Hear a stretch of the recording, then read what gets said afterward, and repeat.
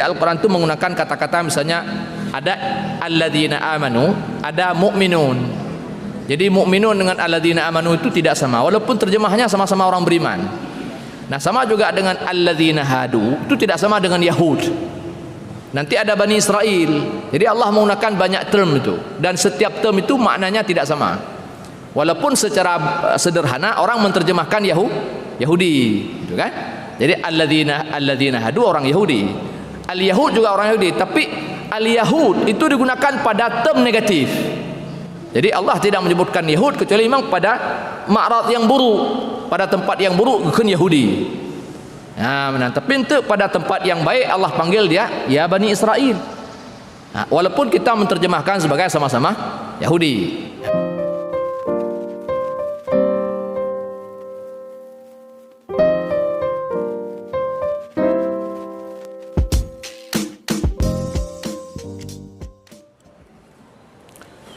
Bismillahirrahmanirrahim. Assalamualaikum warahmatullahi wabarakatuh. Waalaikumsalam warahmatullahi wabarakatuh. Alhamdulillahirabbil alamin. Nahmaduhu wa nasta'inuhu wa nastaghfiruhu wa nastahdih. A'udzubillahi min shururi anfusina wa min sayyiati a'malina. May yahdihillahu fala mudilla lahu wa may yudlilhu fala hadiya lahu. Asyhadu an la ilaha illallah wahdahu la syarika lahu wa asyhadu anna Muhammadan abduhu wa rasuluh.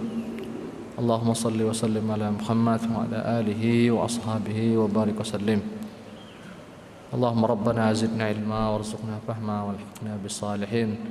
Allahumma rabbana la ilma lana illa ma 'allamtana innaka antal alimul hakim. Allahumma rabbana 'allimna ma lam na'lam innaka anta 'allamul ghuyub. Allahumma rabbana 'allimna ma yanfa'una wanfa'na bima 'allamtana. Allahumma rabbana faqihna fid din wa 'allimna ta'wil innaka 'ala kulli syai'in qadir. Allahumma rabbana ij'al a'malana khalisatan liwajhikal karim waj'alna min 'ibadikal mukhlisin wa sallallahu ala Muhammadin nabiyil ummi wa ala alihi wa ashabihi wa baraka wa sallam. Para hadirin jamaah subuh, Bapak Ibu yang dirahmati Allah, pertama sekali puji syukur kita panjatkan kehadirat Allah Subhanahu wa taala. Alhamdulillah kita masih dipertemukan di pagi yang mulia ini. Kemudian salawat dan salam tidak lupa kita sampaikan kepada baginda Nabi Muhammad sallallahu alaihi wasallam, kepada keluarganya, juga kepada semua sahabat-sahabatnya. Para hadirin yang dimuliakan Allah, terakhir di pertemuan yang lalu kita membaca ayat 62 ya, ayat 62 surah Al-Baqarah. Dan kita masih sebenarnya kita belum menjelaskan ayat tersebut ya.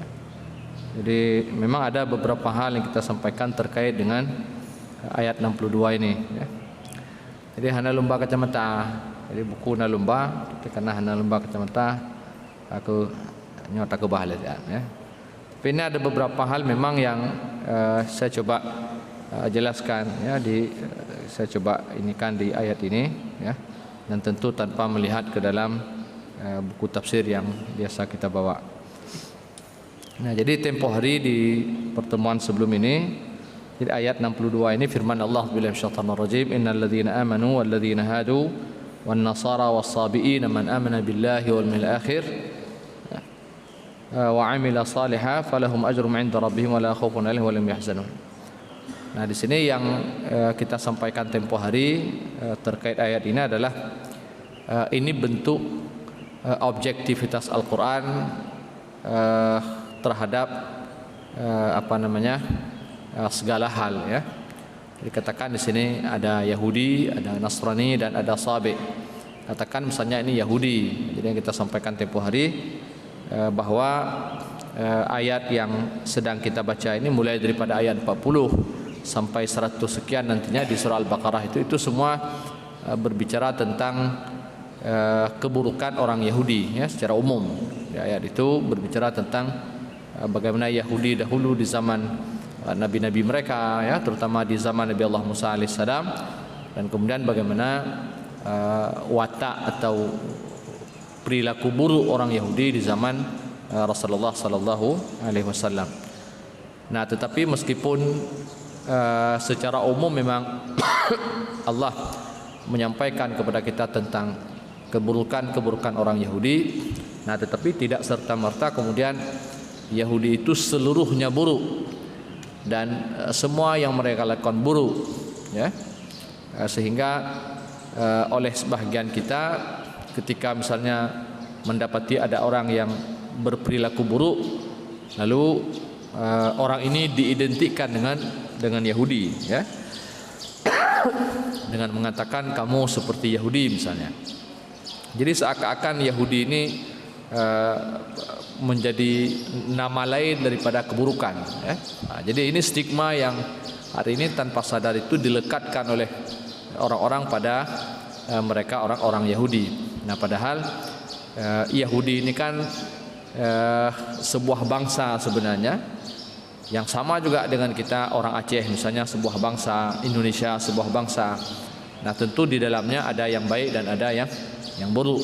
Nah, tidak serta-merta atau tidak semuanya orang Yahudi itu buruk, meskipun memang banyak, ya, orang Yahudi itu ya memang yang buruk, tapi tidak lantas kemudian mereka seluruhnya buruk. Nah, dan kita contohkan misalnya dulu di zaman Nabi ada seorang sahabat namanya Abdullah bin Salam, ya, Abdullah bin Salam. Jadi Abdullah bin Salam ini seorang Yahudi dan anak daripada pendeta Yahudi.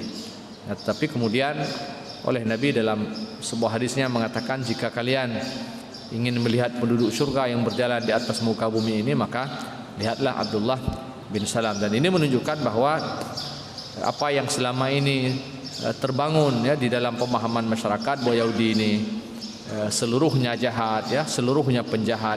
Nah, maka itu keliru, bahwa Yahudi itu tidak semuanya jahat. Dan Al-Quran juga ketika berbicara tentang kejahatan Yahudi itu ungkapannya itu sangat hati-hati, ya. Jadi misalnya Allah katakan wa minhum ummiyun, nah, itu kan ada kalimat wa minhum, di antara mereka, gitu, kan. Kemudian nanti ada kalimat-kalimat seperti itu. Jadi artinya ketika dikatakan di antara mereka, berarti tidak semua mereka, kira-kira begitu, ya. Jadi banyak saya kira contoh-contoh yang yang menunjukkan bahwa Al-Quran itu tidak mengeneralkan, ya, bahwa seluruh orang-orang Yahudi itu tidak betul, gitu, ya. Orang Yahudi itu semuanya salah misalnya. Mana ini yang kira-kira dekat dengan ayat yang pernah kita baca, ya.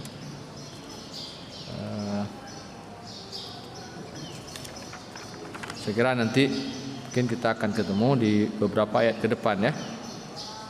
Jadi nah, contoh di sini misalnya fawailul lil ladzina yaktubuna alkitaba biaydihim, gitu kan. Jadi celakalah bagi orang yang menulis, dan itu tentu tidak semua mereka menulis ataupun tidak semua mereka memalsukan kitab, ya. Jadi itu tentu golongan tertentu saja, gitu kan. Nah, nantilah mungkin dalam perjalanan kita akan ketemu nanti, ya, dengan ayat-ayat yang semisal itu, ya. Jadi artinya tidak semua, jadi dan Al-Quran itu tidak mengeneralkan. Nah, termasuk juga ayat yang kita baca tempo hari itu. Jadi dalam Allah bercerita tentang keburukan orang-orang Yahudi ini, Allah menyebutkan bahwa ada di antara mereka itu yang baik, nah, ya.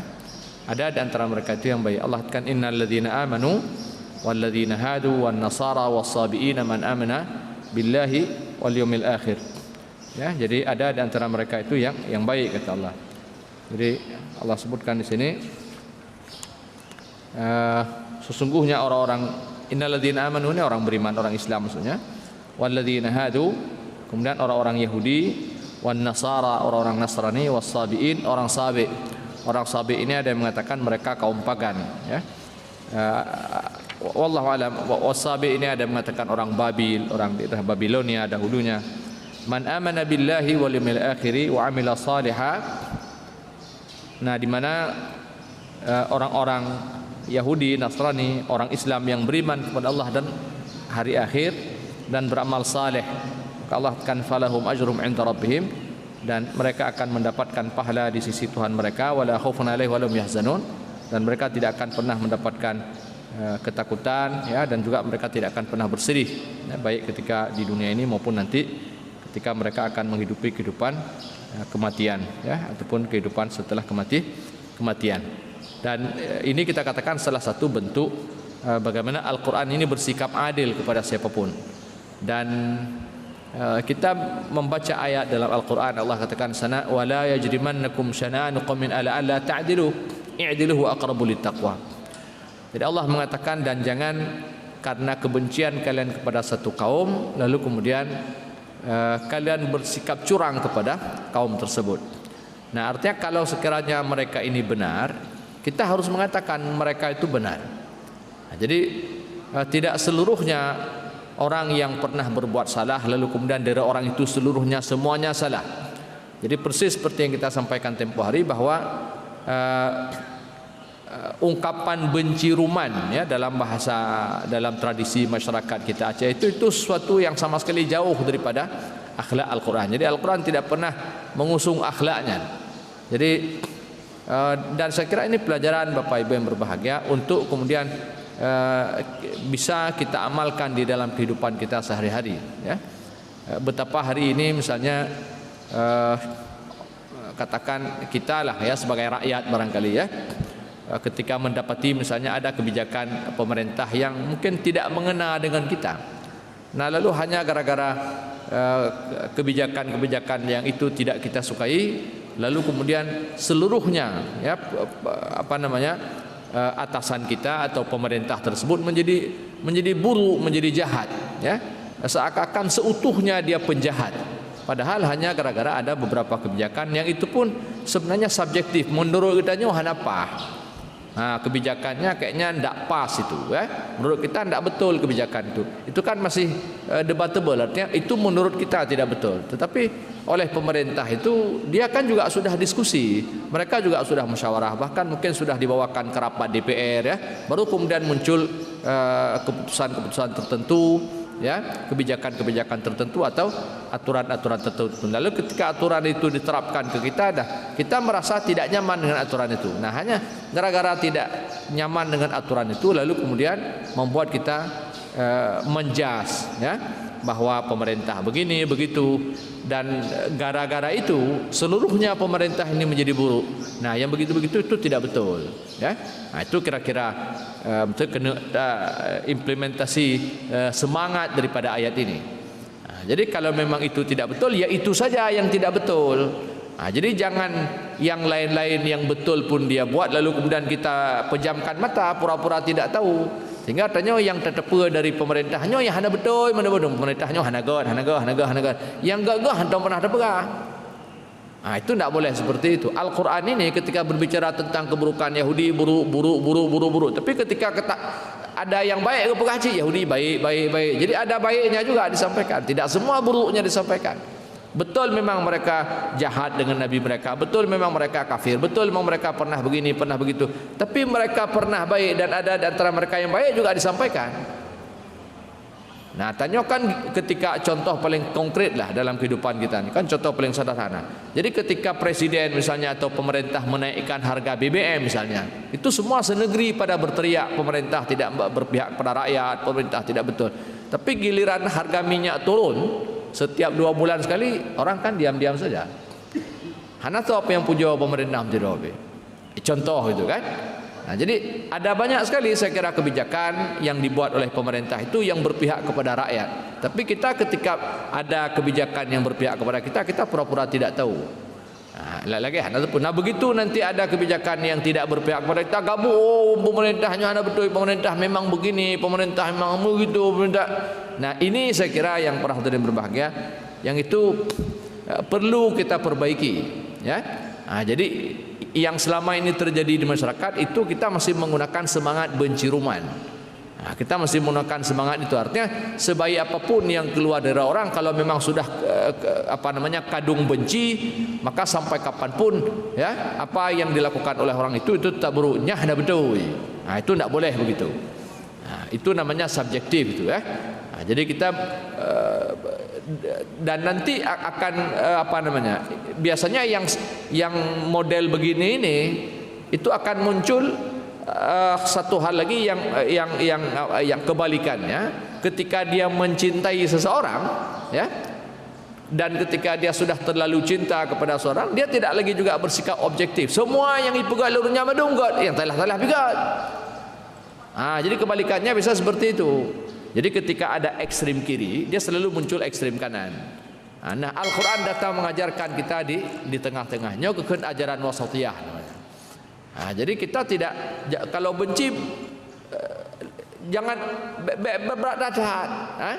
Jadi kalau memang dia ada yang baik, tetap pegang yang good. Begitu juga sebaliknya, misalnya ada orang yang kita cintai, tidak seluruhnya apa yang dilakukan oleh orang itu juga benar. Manusia ini ada salah sih, ya. Tapi karena kita menganut konsep benci ruman tadi itu, ya. Jadi menyekan ilham, menyekan dot tegak madung. Sehingga kalau menyedarawat tu madung betul. Padahal tidak juga. Ketika adanya akan mencintai seorang sehingga semua yang keluar dari orang tersebut semuanya betul dan kita bela-belain itu walaupun ternyata salah. Itu tidak betul. Jadi Al-Quran mengajarkan kepada kita konsep adil, para hadirin berbahagia. Jadi adil dalam menilai orang lain, ya. Adil dalam bersikap kepada musuh. Dan ayat ini kita bacakan tadi itu, wala yajrimannakum syana'anukum min alla la ta'dilu. Jadi jangan karena kebencian kita kepada seseorang, kepada satu kaum, lalu kemudian membuat kita tidak bersikap adil kepada kaum tersebut. Kalau memang kaum itu dia betul, kita harus katakan betul, sportif. Hanya bergagah betul. Karena mungkin ada beberapa hal, misalnya kita berbeda pendapat dengan dia, lalu kemudian hari ini karena selalu berbeda dengan kita, lalu kemudian kita pun mengatakan dia tidak betul. Saya kira ini sesuatu yang salah, ya. Itu keliru. Jadi Al-Quran mengajak kita untuk berusaha bersikap objektif kepada siapapun dan kepada apapun. Itu satu, ya. Ini apa yang kita sampaikan di pertemuan yang lalu. Nah, kemudian para hadirin berbahagia, sini ada beberapa kata kunci, ya, yang Allah berikan kepada kita di sini. Allah sebutkan di sini misalnya man amana billahi wal yaumil akhir. Nah, ini bukan Yahudi yang mereka hidup dengan Taurat yang sudah dipalsukan, bukan itu, ya. Ini Yahudi yang beriman kepada Allah dan hari akhir. Jadi Yahudi yang hidup bersama Nabi mereka dahulu, ya, yang mengamalkan Taurat sebelum Taurat itu dipalsukan, kira-kira begitu kalau sekiranya Nabi mereka waktu itu telah wafat misalnya. Dan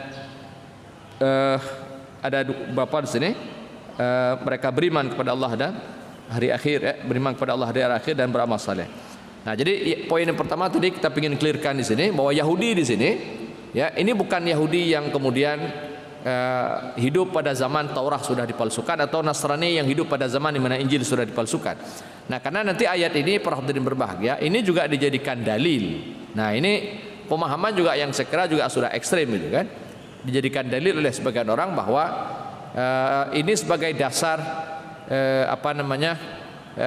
inklusivisme begitu, ya. Jadi di sana ada satu keyakinan, ya, tentang bahwa kita tidak boleh mengatakan diri kita kita boleh saja mengatakan diri kita benar. Nah, tapi kita juga kita tidak boleh mengatakan orang lain itu salah.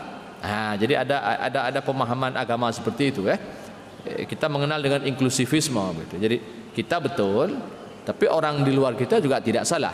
Jadi pemahaman benar, ya. Nah, Islam ini benar, tapi Yahudi juga tidak salah. Nah, mereka kemudian mendalilkan salah satunya kepada ayat ini. Nah, jadi inklusivisme itu nanti dia ini menjadi semacam penopang, ya, ideologi pluralisme. Jadi pluralisme itu adalah keyakinan bahwa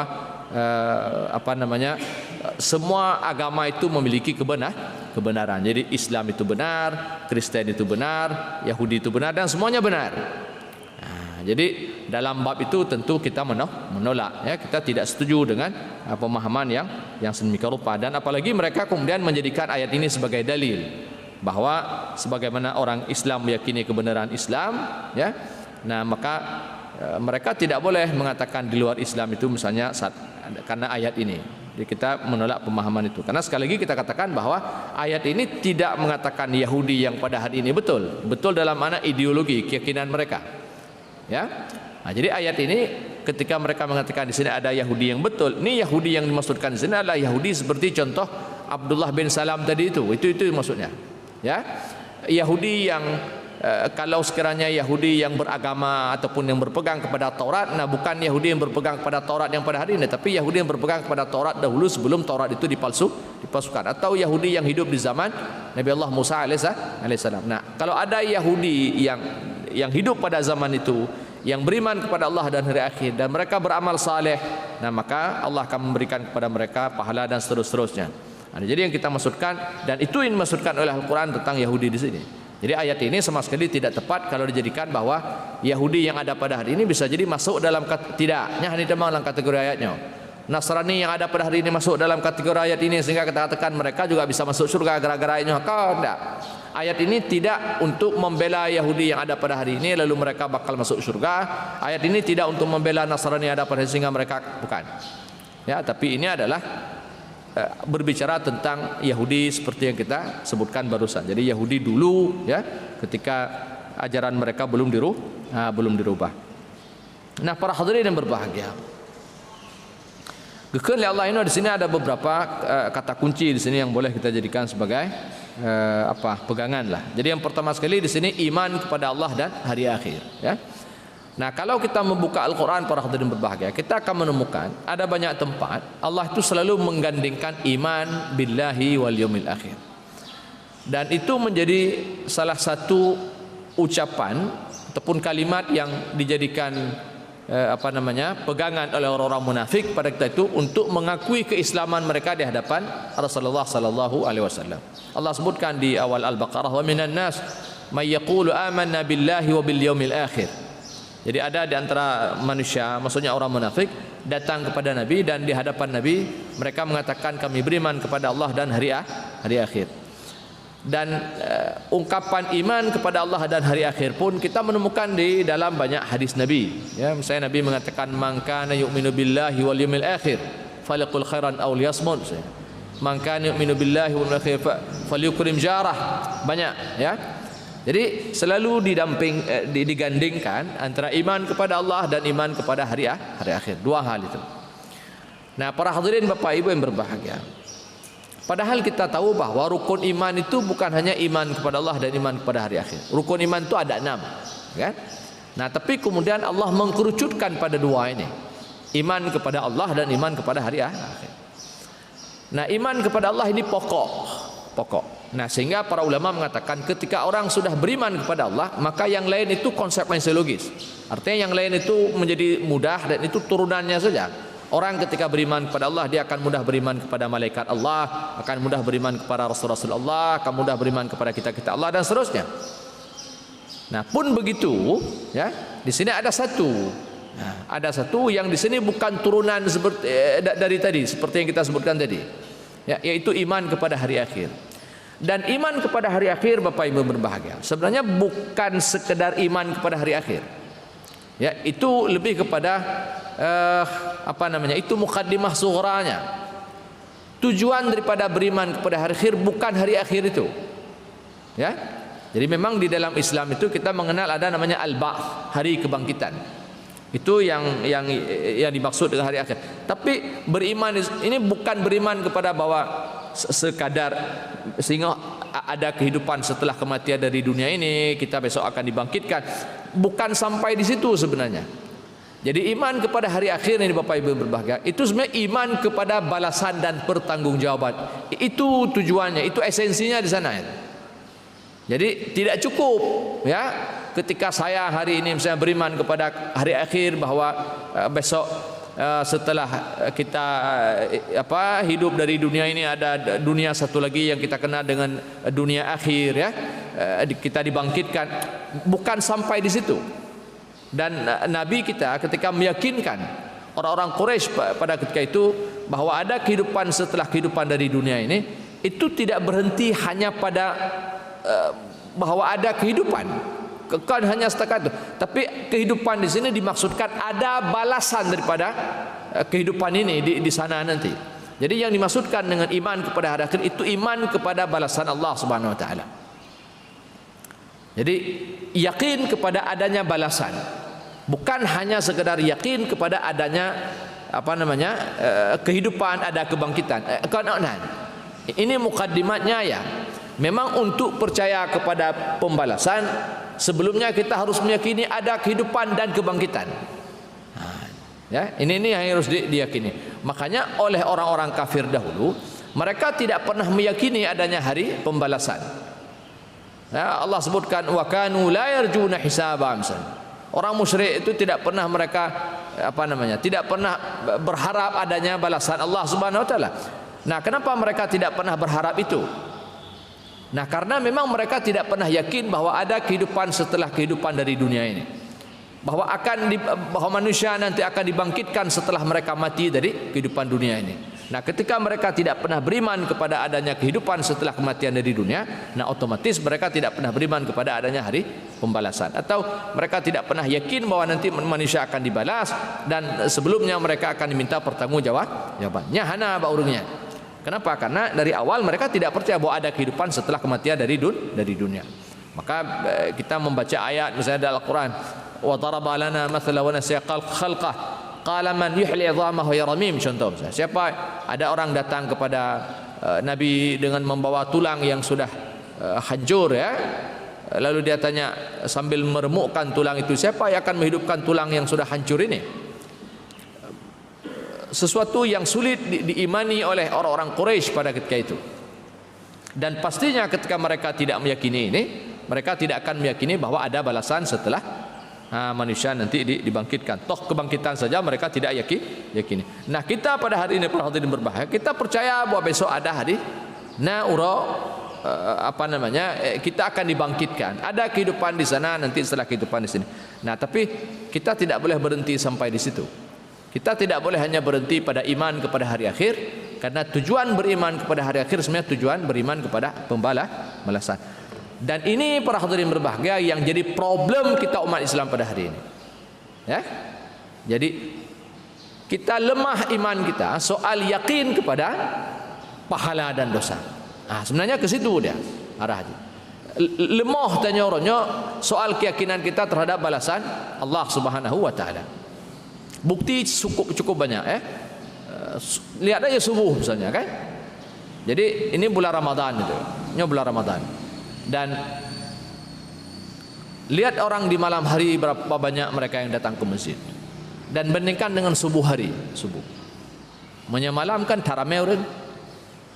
Lalu kita tanya sama orang yang ramai itu, untuk apa datang ke masjid ramai-ramai?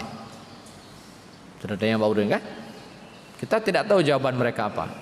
Tapi kalau mereka bilang cari pahala, saya menyangkal itu. Ya, saya akan menyangkal itu. Kalau anda cari pahala di malam hari, kenapa anda tidak cari pahala di subuh hari? Pahala subuh itu lebih banyak daripada pahala malam. Walaupun dalam sembahyang 20 rakaat, subuh itu jauh lebih banyak dibandingkan dengan 23 rakaat malam itu. Jangankan sembahyang jamaah subuh, sembahyang sunatnya saja dikatakan dalam sebuah hadis Nabi, khairum minad dunya wa ma fiha. Pahalanya lebih baik daripada dunia dan seisinya, itu sembahyang sunatnya saja. Belum lagi sembahyang wajibnya.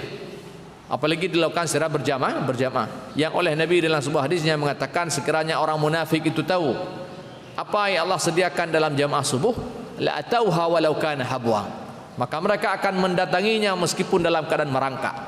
Tapi kita bisa lihat saja berapa banyak orang yang merangkak di waktu subuh.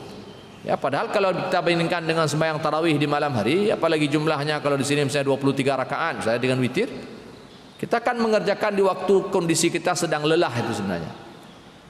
Ya, kita kan itu jam tidur itu sebenarnya, jam kita beristirahat. Tapi kita bela-belain itu untuk sembahyang 23 rakaat. Nah, sementara di subuh hari seperti ini, setelah kita tidur, ini kan waktu energi kita masih full ini. Ini kan di awal pagi. Tapi justru pada kondisi di mana energi kita full, banyak orang justru tidak mau ke masjid untuk 2 rakaat yang pahalanya itu jauh melampaui daripada pahala 23 rakaat. Jauh. Nah, lalu orang mengatakan kami cari pahala, sulit dipercaya itu. Ya. makanya saya mengatakan di banyak tempat bahwa tarawih ini betul ini adalah ibadah, tetapi secara tidak disadari tarawih ini menjadi adah dalam sebahagian banyak orang. Jadi berubah dia. Harusnya Islam mengajarkan kepada kita bagaimana adat ini kita rubah menjadi ibadah. Makan, minum, ya, berhubungan dengan istri, itu semua adah itu. Tapi oleh agama ini merubah konsep adat itu menjadi ibadah. Dengan membaca bismillah, nilai makan minum kita berubah menjadi ibadah. Ya, bukan hanya sekedar makan minum yang di situ sama antara kita dengan dengan binatang misalnya. Hanya beda dengan binatang ini. Ya, sama-sama makan, sama-sama minum. Berhubungan dengan istri, dalam satu sudut pandang tidak ada bedanya kita dengan ayam dengan bebek, sama aja dengan kambing, sama-sama berhubungan intim antara jantan dan betina. Tapi apa yang membedakan kita dengan mereka? Ketika kita baca doa, ya, ketika kita baca menjadi ibadah. Dan di situ Nabi mengatakan wa fi bud'i ahadikum sadaqah, dalam setiap kemaluan kalian itu ada sedekahnya, bernilai pahala di sisi Allah Subhanahu wa taala, menjadi ibadah dia. Kamu pahala. Ya, orang masuk WC, buang hajat. Apa bedanya buang hajat kita dengan buang hajat, maaf saya katakan lembu misalnya, sama-sama buang hajat. Tapi buang hajatnya kita berpahala, Pak. Begitu kita masuk WC, kita langkah dengan kaki kiri dan kita baca doa, ya, begitu juga ketika keluar, dia berubah menjadi ibadah. Jadi agama ini datang membuat manusia ini menjadi lebih baik. Di situ dia. Yang tadinya sesuatu itu adat, nah dengan cara-cara tertentu lalu kemudian kita rubah dia menjadi ibadah sehingga memiliki nilai yang tinggi. Nah, jadi kena pegah tanya orangnya dalam dalam konsep produksi itu pakiban barangnya kecil tapi nilainya besar, kan? Jadi HP kecil tapi nilainya itu bisa berpuluh-puluh juta, kan? Nilainya kecil. Jadi Apple mungkin dengan Samsung, ya, merek HP-nya sama-sama berat dempur tapi nilainya berbeda. Nah, jadi kira-kira demikian. Jadi perbuatannya sama, tidak ada berat apa yang bertambah tetapi memiliki nilai yang, nah ini yang diupayakan oleh Islam. Nah, tapi menjadi aneh para hadirin berbahagia, sembahyang ini ibadah, bahkan dia ibadah mahdhah. Ya, kalau masuk ke WC tadi menjadi ibadah, itu bukan ibadah mahdhah itu. Nah, ini ibadah mahdhah ini. Ya, ibadah murni ini yang taftaqir ila niyah, yang harus ada niat di dalamnya. Tetapi bayangkan pada hari ini orang melakukan ibadah itu tidak lagi sebagai sebuah ibadah murni. Berubah dia menjadi ada. Jadi orang banyak datang ke masjid di bulan Ramadan itu lebih karena tradisi yang diwariskan dari orang tua mereka.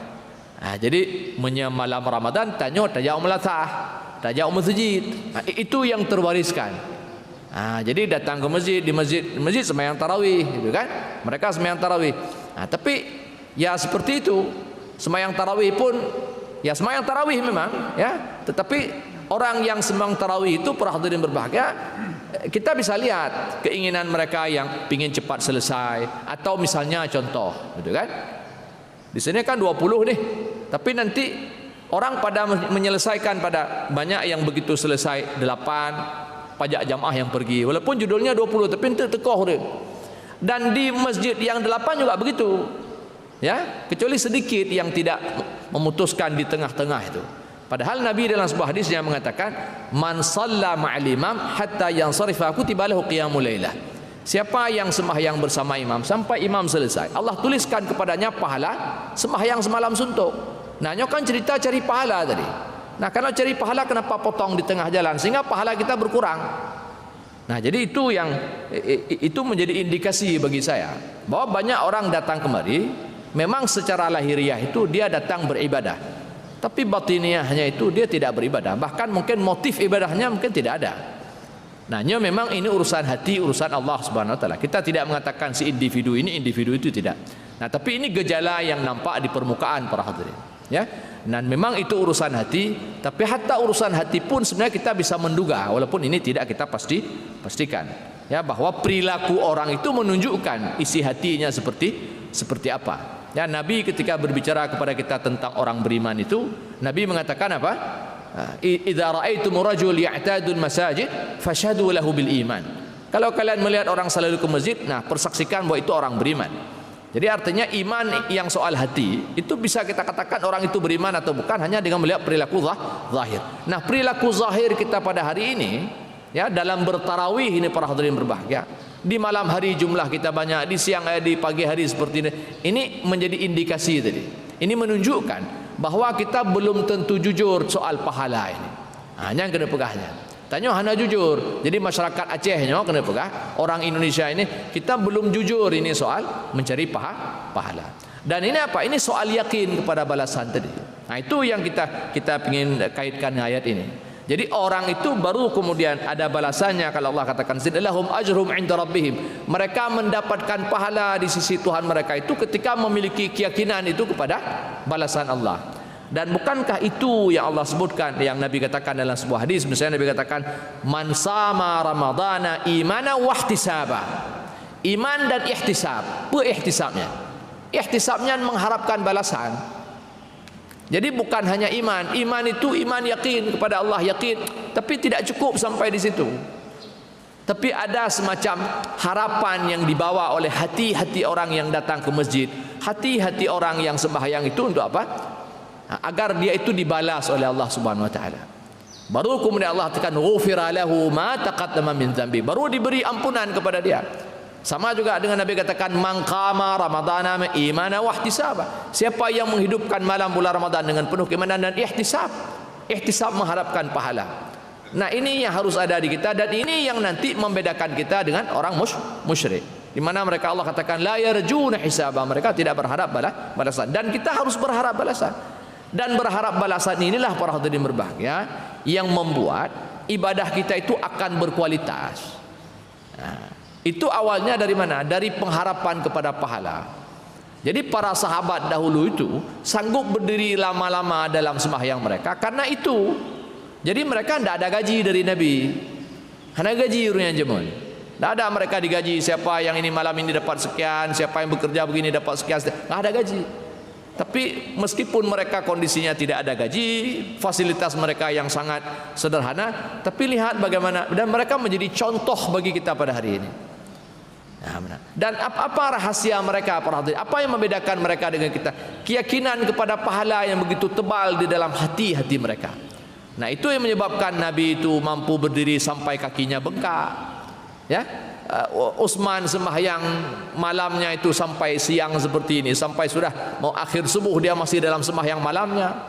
Dia tidak sadar kalau subuh sudah mau selesai, sampai orang berteriak, "Ya Amirul Mukminin, waktu subuh sudah mau habis." Baru dia sadar bahwa ternyata dia belum sembahyang subuh dan dia masih dalam sembahyang malamnya. Coba kita perhatikan. Sanggup orang seperti itu. Kenapa? Apa energi yang dimiliki oleh mereka? Tidak ada. Energi mereka satu saja, berharap kepada balasan Allah Subhanahu wa taala. Nah, ketika orang memiliki keyakinan yang bagus kepada Allah Subhanahu wa taala, yakin kepada balasan, itu yang membuat orang itu nyaman dalam beribadah. Dan itu yang menyebabkan kita-kita ini setiap hari kita mau bekerja. Orang antri mendaftar jadi PNS. Kenapa antri mendaftar jadi PNS? Semua berharap diterima pekerjaan karena ada gaji. Ya, cimnya hana gaji. Tinggal nak kerja Pak Long. Ya, pegak pengumuman tapi hana gaji, cina naik daftar. Menyenai daftar nyan segala pekerja tabar rumah sakit benda ceh lagi gede. Nah, tak cek je, nyata hak urang pahana. Tidak ada orang yang mau daftar kerja kalau tidak ada gaji, Pak. Kenapa orang sekarang ini semua berebut pekerjaan cari gaji? Gaji. Harusnya agama ini juga begitu. Kenapa kita berebut datang ke masjid cari pahala? Harusnya itu. Dan itu yang menyebabkan orang itu disiplin dalam bekerja. Ini kalau enggak masuk pada jam sekian dipotong gajinya, hijab bagah-bagah. Ya, kalau pulang cepat dipotong gajinya, ipreh, wote-wote baru ya Allah. Nah, tidak pulang dia takut gajinya dipotong. Itu harusnya yang terjadi pada orang pergi sembahyang. Ini kalau kita keluar cepat kita tidak dapat pahala semalam suntuk ini. Ini kalau kita pulang cepat kita tidak dapat THR. Ini kalau kita pulang cepat kita tidak dapat duit megang. Nyahruna laulauria. Tapi itu tidak ada. Yang na yang untuk donyanya tegang untuk akhirat ada. Itu yang menyebabkan kenapa ibadah kita ini biasa-biasa saja. Nah, para hadirin berbahagia, ketika ibadah ini biasa-biasa saja, maka pada akhirnya apa yang terjadi? Dunia kita tak dapat, akhirat hanya merempok. Dan itulah yang oleh Nabi mengatakan, perkena sebuah hadis, rubba sa'im laisa lahu min sahmi ila al-ju' wa rubba qa'im laisa lahu min qiyami ila sahar. Orang berpuasa tapi dia tidak dapat apa-apa daripada puasanya, pahalanya tak ada, faedah dunia pun tak ada, kecuali lapar. Sembahyang juga begitu. Ada orang yang sembahyang malam, kata Nabi, menghidupkan malam hari, dia tidak akan mendapatkan apa-apa juga, kecuali lelah bergadang malam. Sembahyang malam, sembahyang tarawih 20 leh, pernah merempok he lebih dah, tikui tengah, wow he, pahala tak ada, karena memang tidak diharapkan dari awal. Sehingga gejala itu juga kelihatan di imam itu. Maaf saja ini, imam sembahyang tarawih itu jarang yang membaca doa iftitah itu. Allahu Akbar, Bismillahirrahmanirrahim, Alhamdulillah, langsung dia baca Al-Fatihah. Kenapa baca Al-Fatihah cepat-cepat? Penelit drone. Apa yang dikejar ini sama imam ini? Kenapa dia meninggalkan doa iftitah? Apa enggak ada pahala doa iftitah itu? Lalu kenapa ditinggalkan kalau cari pahala? Kekepun ditinggal drone. Ya, kemudian sebelum salam kenapa tidak baca doa? Hana pahala baca doa lehyan. Ini kalau judulnya cari pahala ini. Kenapa imam juga jadi cepat-cepat? Melainkan imam juga pengen target cepat-cepat selesai 20 itu.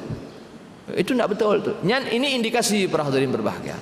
Semua kita pengen selesai cepat-cepat. Kalau imam tidak cepat-cepat, imam nanti dimarah sama makmum. Tak teri imamnya, tengah aja pakai imamnya, tak teri sembahyang. Itu di tempat saya itu, ada imam itu agak sedikit lambat. Idhal le jamaah. Barah becu kau ketengok ni awak. Tidak. Menyak ketengok ni awak orangnya, kepada ada imam. Sampai begitu orang intervensi terhadap imam. Dia pingin 20, tapi pingin cepat-cepat. Dalam sebuah hadis Nabi kepegang orang yang sembahyang cepat-cepat, tumakniyahnya tidak terjaga, khusyuknya tidak terjaga. Sembahyang itu keluar dari ubun-ubunnya berwarna hitam pekat. Sembari dia keluar, sembahyang itu mengatakan apa? Dayya'akallah kama dayya'tani. Semoga Allah menyia-nyiakanmu sebagaimana engkau telah menyia-nyiakanku. Jadi kualitas ibadahnya tidak ada. Ketika kualitas itu tidak ada, sementara Allah menyebutkan dalam Al-Quran misalnya, inna salata tanhanil fahsya'i wal munkar. Sembahyang itu mencegah kita daripada perbuatan buruk, keji dan mungkar. Nah, itu yang menyebabkan kenapa kita hari ini beribadah para hadirin, tapi akhlak manusia ini lagi tak nak berubah tayang. Karena kualitas main kita buruk. Kenapa kualitas main kita buruk? Karena motif kita tu tidak jujur. Motif kita sembahyang kita bukan cari pahala, kita bukan cari Tuhan dalam ibadah. Kita tidak tahu, kita punya motif masing-masing. Itu awalnya di sana, awalnya yakin kepada balasan Allah Subhanahu wa taala. Sahabat Nabi dahulu sembahyangnya kualitasnya bagus karena motifnya betul. Sehingga ketika sembahyangnya betul, puasanya betul, maka itu berdampak dalam kehidupan mereka para hadirin. Menjadi orang-orang yang akhlaknya bagus. Seharusnya agama ini merubah akhlak kita para hadirin berbahagia. Puasa ini merubah akhlak kita, membuat kita menjadi orang yang bertakwa. Dan lihat saja berapa puluh tahun ummah ini sudah melakukan ibadah. Bandingkan dengan Nabi dan para sahabat. Orang yang hidup bersama Nabi paling lama mereka Islam itu 23 tahun. Saya saja sudah Islam itu 46 tahun. Melebihi daripada lamanya Islam Nabi. Nabi Islamnya 23 tahun, 46 tahun. Sahabat Nabi juga begitu. Yang iman bersama Nabi itu imannya itu 23 tahun. Lalu kemudian tamah Layatul Abu Bakar beliau wafat. Lebih lama saya. Tapi lihat apa yang saya lakukan dan lihat apa yang mereka lakukan. Nah, itu kembali lagi pada soal iman kepada hari akhir. Jadi iman kepada balasan Allah itu menjadi energi dan motor penggerak sebenarnya para hadirin. Dan yang mungkin tidak disampaikan di pertemuan yang lain, ya. Tapi ini clue ini Allah sebutkan sini. Orang kalau ini ada, ya, baru kemudian kalian ditambung wa amila salihah. Ini dasarnya ini. Baru kemudian muncul amal saleh. Iman kepada Allah dan hari akhir, baru kemudian muncul amal sah. Tanpa iman kepada Allah dan iman kepada balasan Allah, enggak akan ada amal yang saleh. Nampak sebagai amal saleh, sebenarnya isinya tidak saleh. Jadi agama menjadi ritual yang kosong para hadirin. Jadi jasad tanpa ruh, ya. Jadi dia menjadi simbol-simbol. Sembahyangnya simbol saja. Jadi selesai sembahyang orang meribah seperti biasa, yang pencuri tetap mencuri seperti biasa. Ya, yang perkara nanggap tetap karui nanggap lagi biasa. Hanya lanjut je. Jadi agama itu hanya di masjid, hanya tok pada saat kita sedang sembahyang. Yang memakai je sembahyang, tidak ada perubahan apa-apa. Kenapa? Karena motifnya kita tidak datang untuk Allah dan tidak datang mengharap pahala daripada Allah Subhanahu wa taala. Saya kira ini ya insyaallah nanti di pertemuan yang akan datang kita akan sambung kembali para hadirin berbahagia. Ini saya kira menarik ayat ini ya, penting tahu ulang ya supaya apa? Ya untuk mengingatkan kembali tentang motif kita dalam beribadah. Baik, long tu bila apa nak kena tanya kira-kira? Tak apa-apalah. Tak apa pertanyaan. Boleh, silakan.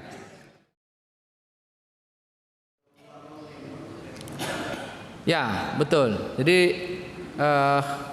ada ayat dalam Al-Quran Allah walan tarda'ankal yahud walan nasara itu kan hatta tattabi'a millatahum. Nah, orang Yahudi dan Nasrani ini mereka ini tidak akan senang ya kepada apa namanya? Mereka tidak akan senang kepada kita sampai kemudian kita menjadi seperti mereka. Nah, pertanyaannya bagus saya kira. Apakah ini tidak bentuk generalisir daripada Al-Quran bahwa sebenarnya seluruh Yahudi itu buruk ya. Nah, jadi begini para hadirin berbahagia. Untuk kalian dalam Al-Quran, jadi Al-Quran itu menggunakan kata-kata misalnya ada alladzina amanu, ada mu'minun. Jadi mukminun dengan alladzina amanu itu tidak sama, walaupun terjemahnya sama-sama orang beriman. Nah, sama juga dengan alladzina hadu, itu tidak sama dengan Yahud. Nanti ada Bani Israel. Jadi Allah menggunakan banyak term itu, dan setiap term itu maknanya tidak sama.